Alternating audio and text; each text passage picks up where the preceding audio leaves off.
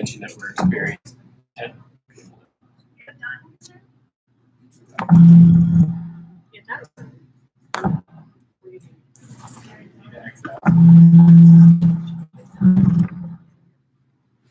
Sorry, guys. Okay. No. Yep. Okay. So we are back out of executive session. The time is 9:05 p.m. We experienced some technical difficulty with our Zoom call, so now we're live streaming from a computer sitting here in the room with us, and we are ready to move on. At this point, we are on item 3 of our agenda, which is approval of our agenda for this evening. So do I have a motion to approve tonight's agenda? I would like to motion to approve item 9E and approve the agenda as tonight. Okay, do I have a second to approve tonight's agenda, moving 9E off of the agenda? Second. So I have a motion to approve tonight's agenda without item 9E listed by Mr. Ruby and a second by Mr. Batala. Any questions, discussion?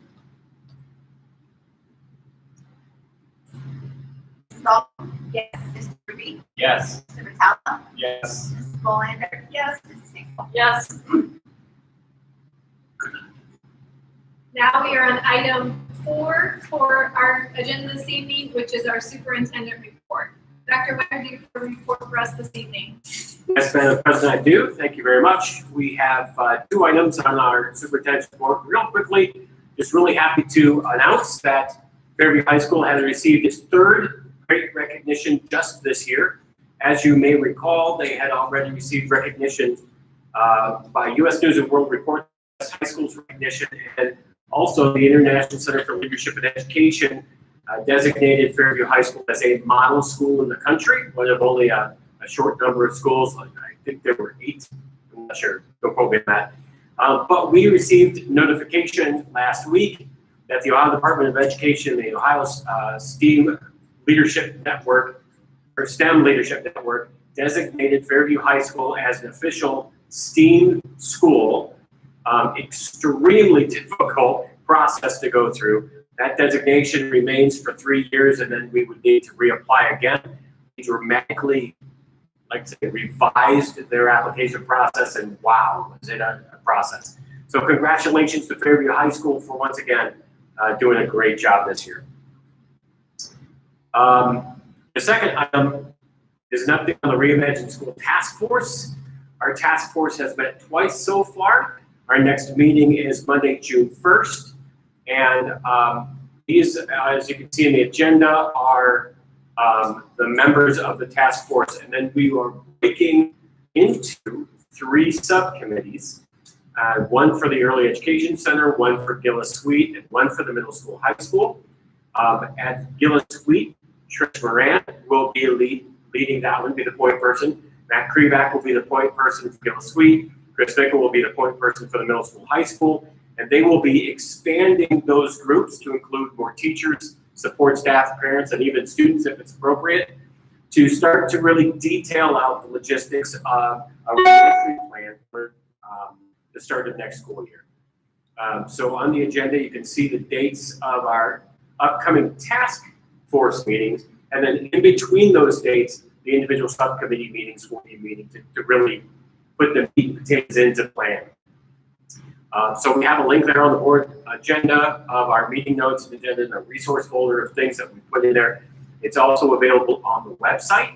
So we are well into our planning process for the reentry next year. We encourage anybody who might have thoughts or ideas or suggestions or concerns to reach out to us and let us know. One additional quick thing that isn't on the superintendent's report, I apologize for that, is that we received confirmation today that we are going to be able to have an additional special celebration for our seniors. We can't call it a senior parade. It's not really a parade. We're going to call it something a little different, called a Student Senior Showcase. It'll be Friday, June 5th. The seniors will start at the high school in their cars, and they will drive sort of a reverse homecoming sort of route. We'll call it a parade. So that, we want to make sure that our community members are safe distances, things like that, to celebrate our kids. I want to thank the Fairview Park Police Department for their continued tolerance of our incessant requests for, well, what about this plan, what about this plan, what about this plan? And same thing with the Cuyahoga County Board of Health, as we finally got a plan that they don't officially approve plans of this nature, but they certainly gave us guidelines and helped us develop something that we believe can be safe for our kids and safe for our community, that everybody is comfortable with. So that's an exciting thing as well. And that concludes superintendent's report. Thank you, Dr. Wagner, and thank you for the last item with the senior show. I know you and Mr. Wick as well spent many hours putting those thoughts together and getting that plan so it can be pushed out, so thank you. All right, next item on our agenda is treasurer report. Mrs. Sterling, do you have a report for us? I have two different items today. The first one is the fiscal year 20 state foundation deduction. We were made aware on May 6th that we were getting cut 13.89% of our foundation funds from the states, which equals to $375,718. They were going to withhold this money from our second payment in May and our two payments in June. Unfortunately, we don't get that much money in those payments, so we will be owing them around $145,000 next year. So it'll be either write them a check or they will withhold it from our foundation next year. And I'm going to have them withhold it from our foundation next year. Is there a time period when that money is withheld for a specific month, or is it? It depends on what they do. If they haven't decided what they're going to do, I mean, well, it can't be just one payment, or one payment isn't that much money. So in the past, they've done just a reduction of one time. I'm hoping that they'll kind of spread it out just for cash flow purposes, so that we don't have to give it to any of our investment funds to pay for our payroll. So we do not know what's happening for fiscal year 21 yet.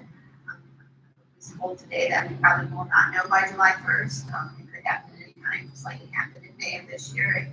It could basically tell us at any time what our reduction is going to be. I am expecting a reduction. I have budgeted for a reduction of an additional 4% beyond what we were reduced to. So our levels from 2020, fiscal year 20, I'm expecting 4% above that. So it's over $400,000. $468,000 is what I'm expecting. I budgeted for next year, and then kind of just a steady stream going forward too. We don't know if we're going to get that money yet, but our foundation will continue, will go up. That's just kind of unknown right now, but things are looking very good. The second one is the March reports. So included on the board agenda was my reports for March. Good news is that we're 2.66% increase in revenue over last year, and all that is in property taxes, which was about $523,000. Our expenses are increased by 9.15%, which is about $1.4 million, and that's due to a transfer done in December, which last year was done at the end of the school year, of $900,000, and then we also have one extra payroll in 2020 compared to 2019. So, those are the reasons for that increase. It was expected. This March doesn't really reflect anything that we're saving. Since we went to online learning in the middle of March, that will be more in April because of the payroll, delaying payroll, delaying paying our invoices. So this doesn't reflect any of our savings. And then going into the purchase services detail that I also included, and explanations for why any large variances. All known, we had to have an extra school psychologist pay through the ESC due to one of our school psychologists being on child leave this year, and then also we had another part-time interpreter for our preschool students. And then our transportation, we have seen an increase in special ed costs. One was a student being in a residential facility, and also some more increase in our John Peterson scholarships in fiscal year 20 compared to fiscal year 19. So now going into the 5-year forecast. So we can hear you very well. Closer to your mouth.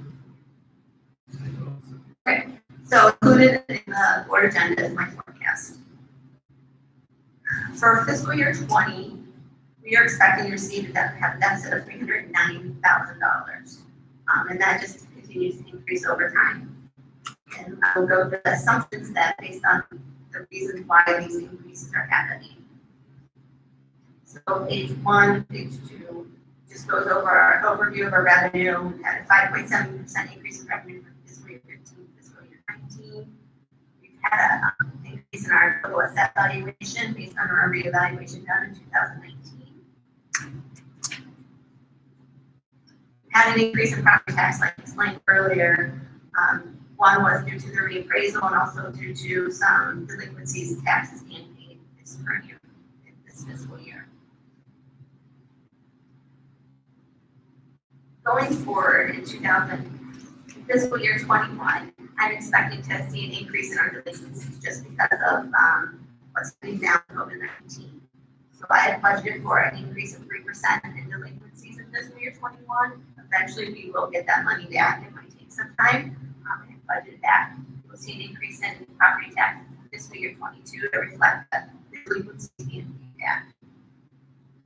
Another area that happened this year is in past, the county auditor would always do an advance of funds of property taxes in May. This year, they decided to get rid of that advance. So this is either people that have paid their taxes later or paid it prior to the July 1st deadline.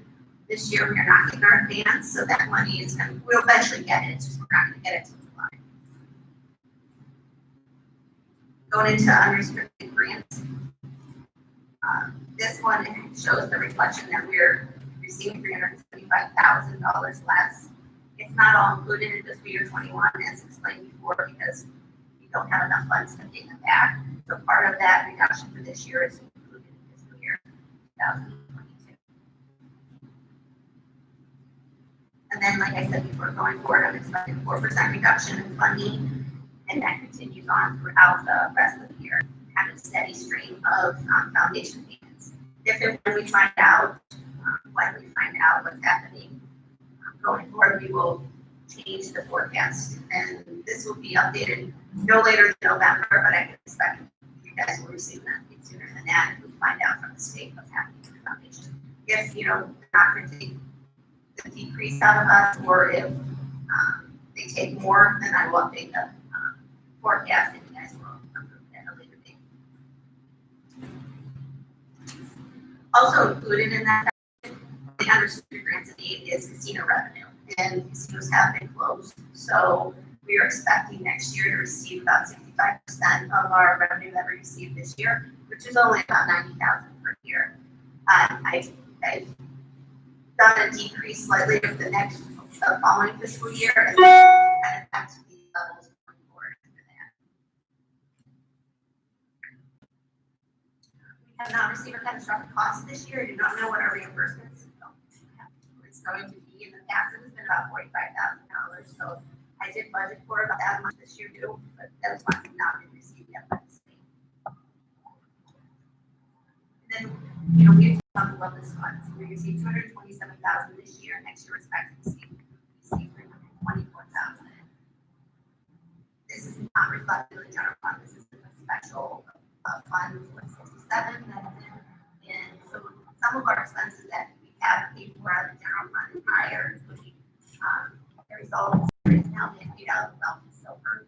Salary is no longer in the general fund bonus, but like I said, this is fund 467, so it's not. Our restricted grants and aid is very small. I kind of made them stable. We received over 3,000 career tech and economic disadvantage. So I kept that funding to be the same.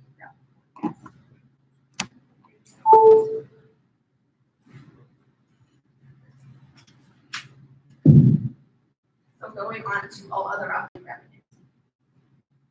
One place we're receiving we are going to receive a decrease in the daycare program.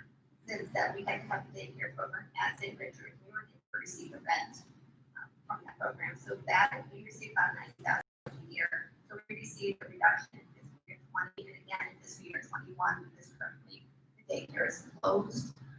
We will be reopening hopefully at a reduced level. I don't expect us to be able to get back to our numbers, for the next year, just because of how many students we're allowed in class right now, so I did take that into consideration, to reduce that revenue.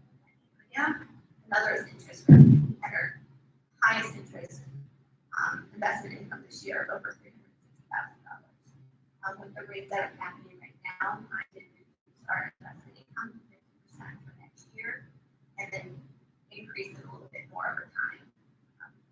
We will never get to what we are this year just because of our fund balance increasing, less money being invested, but we'll see a decrease in it. The other financing sources, one is, we received 2 PWC refunds this year. We have been receiving one for at least the last 5 years. When this all happened with COVID-19, they gave us another check back, gave us $53,000, which is approximately 90% of our payments that we made to PWC. So going forward, you will see that there is an increase this year, but going forward, I had budgeted for just receiving one refund. Anybody have any questions on revenue? Going into the expenditures, we've had an increase of 24.26% in expenditures 2015-2019. Our biggest part, 57%, is in personnel services. Included in the personnel services is in 2020, we had 0% raise for all staff members. 2021, it will be 1%. 2022, it will be a 2%. After 2022, I built in a 1.5% increase. Just to get an average of what's been happening. Obviously, that can increase or decrease based on the contracts that are negotiated. But right now, that's 1.5%. You will see that in fiscal year 23, personnel services is quite a bit larger than fiscal year 22, and that's because in 23 we had 25 days. In 22 we only had 24. And then going into 24, fiscal year 24 we had 23 days. So that's why there's such a large increase in that line. And in my assumptions, it talks about some eliminations that we've done in the past years, and then nothing that's happening for future years is not included in it yet because it hasn't done until board takes action, and it will be included in the assumptions going forward. Into the retirement benefits, this makes up 21.41% of our expenditures. This year, we ended up having too much in our health insurance fund balance and our insurance agent said that we needed to take up premium holidays. So in June, we were able, in June, no one will be paying for their premiums, the employees for the district. So this will save us approximately $220,000. Again, we will do this again in October. It's not going to be as much because there's not as much left that we can save, so it's going to be about $190,000. This is reflected in our forecast as well. With that, too much in our self-insurance fund, they recommended that we take a decrease of 5% in our health insurance review. So the district will be saving about $133,000 next year with that 5%, but then we're going to have a 5% increase in that, which costs about $7,000 more. Then going forward in fiscal year 22, I included a 5% increase in insurance. So going into purchase services. A lot of what is in purchase services is what the state holds in our foundation payments. Some of that is included in community schools. We've had an increase this year in community schools health. We went from $272,000 last year to $312,000 this year. And then also we had an increase in autism and Pearson scholarship. We went from $133,000 in 19 to $189,000. I've kind of taken an average of what's been happening in the last few years and put that as a expense in our purchase services for those items. So also included is that is special education transportation that has grown over time and will continue to grow just because of the cost of that and the amount of students that we need to transport special education is growing. Now, included in our fiscal year 20 is that the costs that we are seeing due to the closure of the buildings with COVID-19. I'm expecting that cost savings to be about $150,000, and that has to do with nursing services that we don't need, special education, transportation, utilities, buildings, bus maintenance, and the substitutes that we teachers are online. Going into supplies and materials, this is just a small amount. Again, we are receiving some savings in that due to the online learning, which is one of it is in fuel, which is about $12,000 in savings, and then some other materials and supplies that we do not need in the buildings right now, so I'm expecting about $20,000 savings in that line. But going forward, every one of these has been budgeted, and if we are back in school in the fall, I'm not sure if that's going to happen now, but it's budgeted like as if it was fiscal year 19 and school in the full year. Capital outlay is a small amount as well, it's only 0.11% of our budget, as most of our technology purchases coming out of the permanent improvement fund, although free. But then it goes down into our other financing uses, which is when we transfer funds, and that's when we have to transfer general fund monies into the capital project fund to pay for those technology purchases. So going into other financing uses, which is 7.9%, those include our transfers for technology. We also transfer, in the past, it's been about $200,000, this year's about $100,000 into our severance fund to help pay for anybody that retires. And then also to pay for our costs, our principal and interest, which is about $550,000 for our high school project. That has to be, there's no source of revenue for that in the capital project fund, so we have to transfer those funds from the general.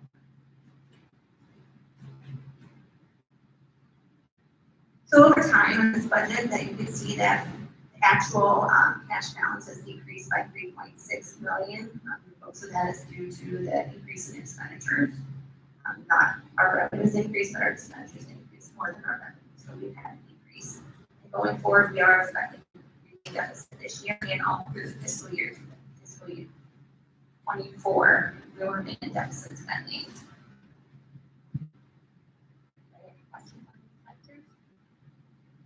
I do have a question, and it's related to the comment you just made about the COVID with the subs. I understand we have savings there because of the remote online. Down the road, so if a teacher takes a day off or uses a personal day, we're not calling a sub in, but are the personal days going to build up, and what is that implication might have financially? Yeah, yes. I mean, well, they are still supposed to take personal or sick days if they are sick. How that's gonna look sub coverage in the future, if we're not in the building. I don't know, we'll have to talk about that, what that's gonna be like, but right now, they are supposed to be using their sick and personal. But I'm Now- guessing we've had less call off, so Correct. does that building up of the sick or personal days have a financial implication? Yes, Personal days convert to sick days, and then sick days accumulate. and then when they retire, then that's gonna be a higher increase in So expenses that's for retirements. yeah, okay. And that's why we have the severance fund. We've got a pretty good balance. I mean, we have retirements coming this year, which was about $80,000 that will be paid for severance for the retirees this year. Going forward, yeah, I mean, we don't have a list who's retiring next year or what year anybody's gonna be retiring, but their sick leave balance is increasing, but there is also a max amount of cash out. So some of those teachers after 30 years do get to that max. And depending on how long this lasts, we're learning, but that's something that we may have to consider.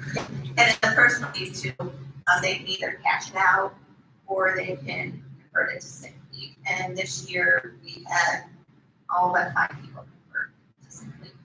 So we had very little paid out this year in personal leave.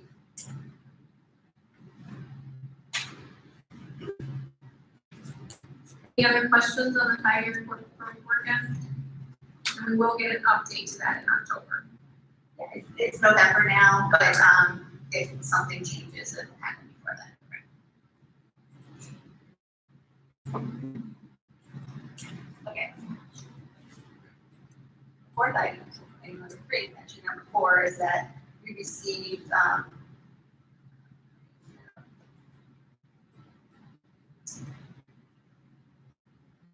items are numbered incorrectly on the agenda, so okay. I'll correct that. So we received the school district report for outstanding financial reporting from the Association of School Business Officials International. So that's when we are finished with our effort, we submit this to the Association of School Business Officials International, and then they review our effort, and then they issue a report, and we receive the report for this year, which the district has received it for the last 5 or 6 years. So I'd like to thank my staff for helping with that. There's a lot that goes into preparing a effort and gathering all the information. And they look at, I mean, they issue comments too, and where areas that they need to fix going forward. But I think we had one comment about our effort in the past. Congratulations to you too. Thank you. Any other questions for Mrs. Furley? Hearing none, we are on to item 4C, which are our board committee reports. And I'll go first. Community Council is having a Zoom meeting on June 3rd at 7, so I'll have a report at the June meeting for that. Other than that, City Council has been meeting on Zoom. Any other meetings or? I have a student achievement Zoom webinar next week, 2 weeks from now. So I'll have a report on that. Okay.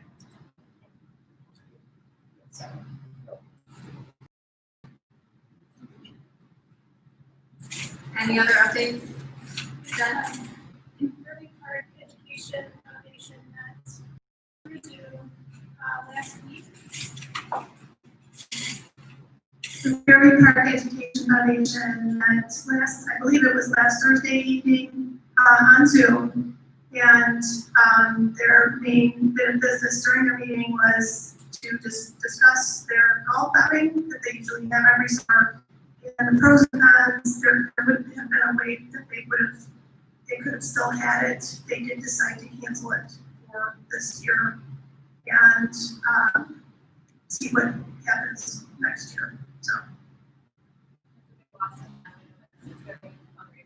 yeah, I don't think it was an easy decision, but given the changes they would have had to make to the event itself, just to keep everybody safe, like they couldn't have had a dinner, obviously, and there just would have been a lot less socializing possible because of all the restrictions. So they decided they're in good financial shape, so they're okay with not having it. But I think everybody, it was not easy to decide that, so. Any other updates on your board committee? So at this point, we're at public comments for agenda items only. And Dr. Wagner, do you know if we have any that came through over form? Just double checking now, I see no public comments posted. Okay. We will have an opportunity for non-agenda items later. Next on our agenda is our consent agenda, and I just want to remind you that we have removed item 9E from the agenda this evening, so that is not on our agenda. Just a point of clarification, I went ahead and removed 9E and everything else adjusts. So Okay. you will still have an E there, Okay, it's just that item was removed. okay. I'm afraid to refresh, I might lose something, so Yeah, don't I'll bother. just go with it, okay. So this evening on our consent agenda, we have 2 sets of meeting minutes, 1 item under teaching and learning, 3 items under human resources, 1 item under business, and 2 items under finance. I think those numbers are old. Oh, I'm sorry. We have 2 sets of meeting minutes. We have 3 items under teaching and learning. We have 5 items under human resources, 2 items under business, and 3 items under finance. Do I have a motion to approve tonight's consent agenda? A motion to approve tonight's consent agenda. Second. Any discussion? Motion to approve tonight's consent agenda by Mr. Vitale, second by Mr. Ruby.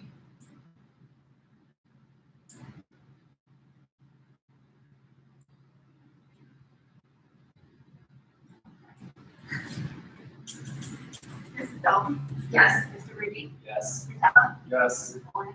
Yes. Mrs. Riegel? Yes. Next on our agenda is item 12, which are board policies coming to us for a first reading. So just as a reminder, they will be back for second reading, which is the approval of the items in our June meeting.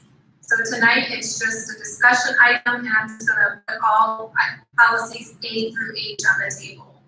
Any discussion? This is our most recent packet we've received. I believe there's one new policy, the others are updates. In our public content, you can see the reasons for those updates to the policies.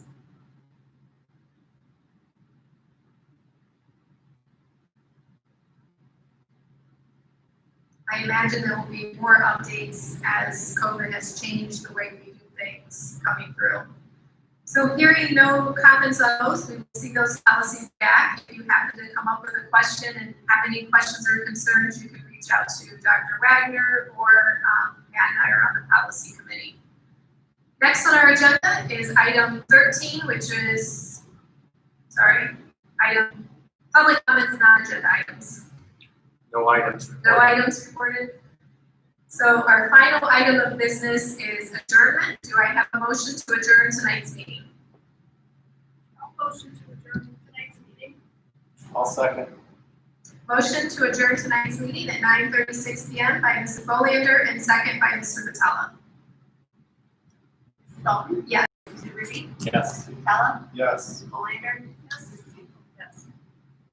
Just a quick reminder, our next meeting, June 5th, special meeting is our board retreat. All day event. Six, sorry.